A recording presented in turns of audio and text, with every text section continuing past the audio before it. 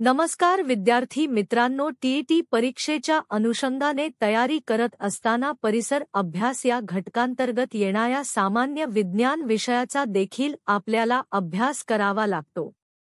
तर सामान्य विज्ञान या घटकातील महत्त्वाचा घटक म्हणजे आहार व पोषण द्रव्य हा घटक आपण आज अभ्यासणार आहोत।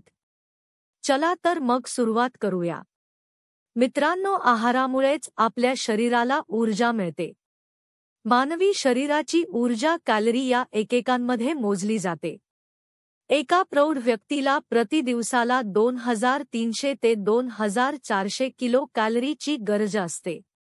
मानवी आहार हा मुख्य 5 पोषणद्रव्यांनी बनलेला आहे। ती पोषणद्रव्य म्हणजे 1 कर्बोदके, 2 प्रथिने, 3 स्निग्ध पदार्थ, 4 जीवनसत्वे, 5 खनिजे।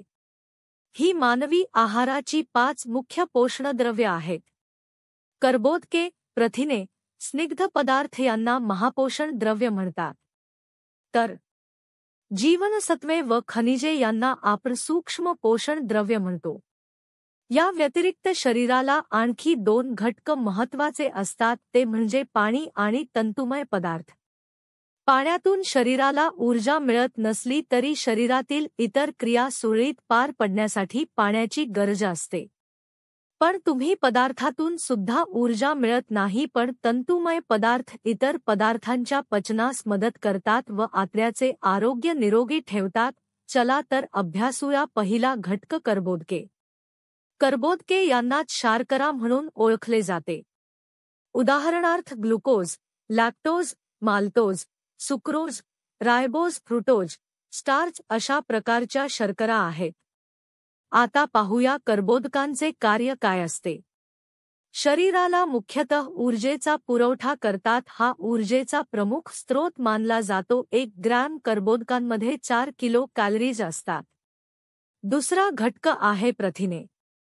प्रथिने ही अमिनो आम्लांपासून बनतात। अमिनो आम्लांची शृंखला म्हणजेच प्रथिने। यांच्यामध्ये नायट्रोजन हा महत्त्वाचा घटक असतो। यांचे कार्य। प्रथिनांना शरीरांच्या बांधणीचे घटक म्हणतात। शरीराची बांधणी करणे हेच त्यांचे मुख्य कार्य असते। आपल्याला एखादी जखम झाली तर त्या ठिकाणची त्वचा खराब होती व नंतर हळूहळू त्या ठिकाणी नवीन त्वचा तयार व्हायला लागते। हेच काम प्रथिने करतात। प्रथिने ऊर्जेचा पुरवठा पण करतात। 1 ग्रॅम प्रथिनांपासून 4 किलो कॅलरीज मिळतात। याचे स्रोत आहेत डाळी, दूध, मासे, मांस, अंडे, कडधान्ये इत्यादी। पुढील घटक आहे स्निग्ध पदार्थ। यांनाच आपण मेद असंही म्हणतो। हे घटक मेदम्लपासून बनतात। यांचे मुख्य कार्य असते चरबीची निर्मिती करणे व शरीराला ऊर्जेचा पुरवठा करणे, तापमान नियंत्रित ठेवणे। 1 ग्रॅम पदार्थांपासून 9 किलो कॅलरीज मिळतात। याचे स्रोत आहेत तेल, दूध, तूप, मांस, अंडे, चीज, ड्राय फ्रूट्स इत्यादी। पुढील घटक आहे जीवनसत्वे। जीवनसत्वांची मुख्य कार्य असते शरीराची वाढ, विकास व निगा राखणे, तसेच रोगप्रतिकारक शक्ती वाढवणे। जीवनसत्वे 6 प्रकारचे आहेत। अ म्हणजेच ए जीवनसत्व, ब म्हणजेच बी जीवनसत्व, क म्हणजे सी जीवनसत्व, ड म्हणजे डी जीवनसत्व, ई म्हणजेच ई जीवनसत्व आणि के म्हणजे के जीवनसत्व। अ, ड, ई, के हे जीवनसत्वे मेदात विरघळतात। तर ब आणि क हे जीवनसत्वे पाण्यात विरघळतात। अ, डी, के यांचे अति सेवन धोकादायक आहे। तर बाणिक यांचे सेवन जास्त जरी झाली तरी ते पाण्याच्या रूपाने शरीराच्या बाहेर फेकले जाते। आता पाहूया प्रत्येक जीवनसत्वाबद्दल अधिक माहिती। पहिलाच आहे अजीवनसत्व। अजीवनसत्वाचे शास्त्रीय नाव रेटिनॉल असं आहे। कार्य: डोळ्याचे आरोग्य चांगले ठेवते, रोगप्रतिकारक शक्ती वाढवते। याचे स्रोत आहेत गाजर, पिकलेली फळे उदाहरणार्थ आंबा, पपई, सोनेरी तांदूळ, मासे, दूध, रताळी, हिरव्या पालेभाज्या इत्यादी।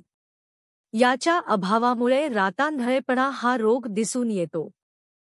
जीवनसत्व व जीवनसत्व यामध्ये 8 जीवनसत्वांचा समूह आहे, याला म्हणतात बी कॉम्प्लेक्स.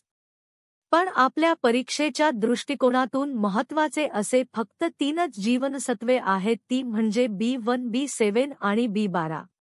कार्य: त्वचा व केस निरोगी ठेवणे, चेतासंस्थेची आरोग्य ठेवणे, RBCची निर्मिती करणे. जीवनसत्वाचे स्रोत आहेत धी मांस, डाळी, कडधान्य, हिरव्या पालेभाज्या.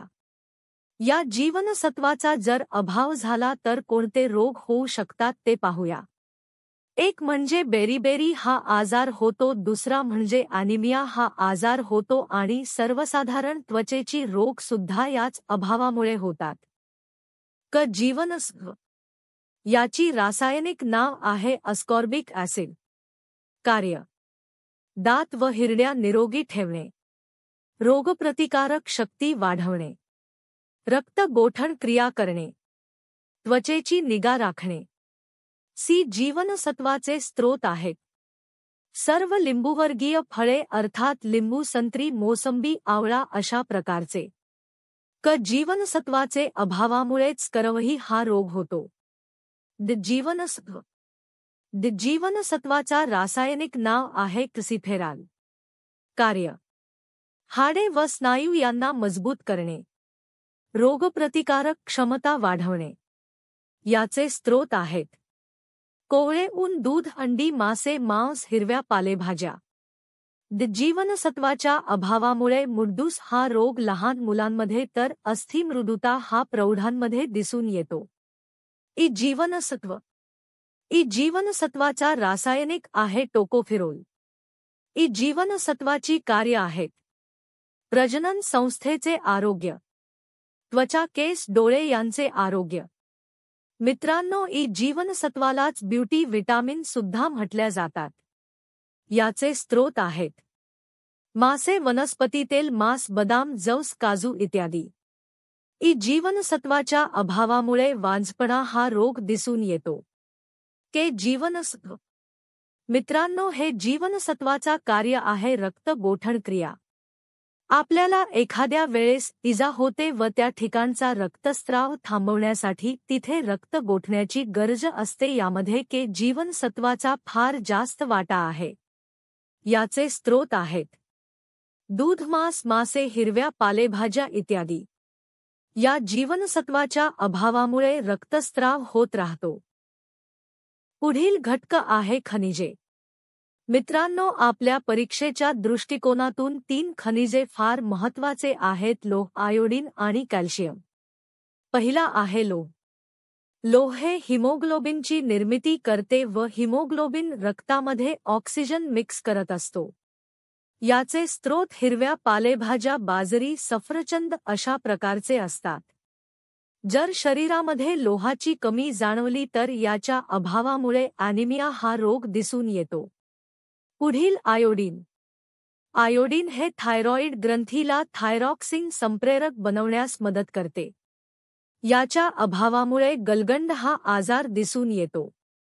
पुढील खनिज आहे कॅल्शियम. कॅल्शियमचे कार्य आहे दात, हाडे, स्नायू यांच्या मजबूतीसाठी कॅल्शियम फार महत्त्वाचे आहे.